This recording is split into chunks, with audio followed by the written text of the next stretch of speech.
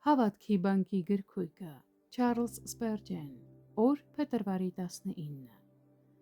Թեև ես քեզ նեղել եմ, այլևս չեմ նեղի։ Նաում առաջին գլուխ 12-րդ խոսք։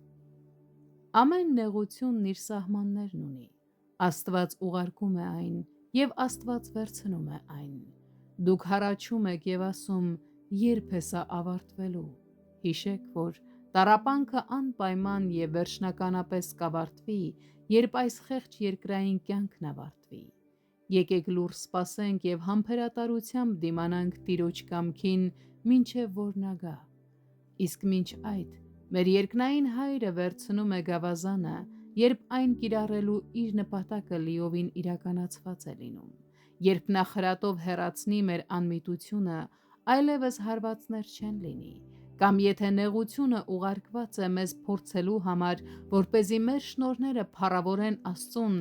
այն կավարտվի, երբ Տերը մեր միջոցով վկայություն տա իր փառքի մասին։ Եթե միայն մենք գիտակցեինք, մենք չէինք ցանկանա, որ նեղությունը հեռանա, մինչև Աստված չընդունի այն փառքն ու պատիվը, որը մենք կարող ենք տալ նրան մեր նեղությունների մեջ։ Այսօր կարող է լինել մեծ խաղաղություն։ Ով գիտի, թե որքան շուտ այդ մոլեգնող ալիքները իրենց տեղը կտան ապակու նման հարթ ծովին, և ծովային թռչունները կնստեն մեղմ ալիքների վրա։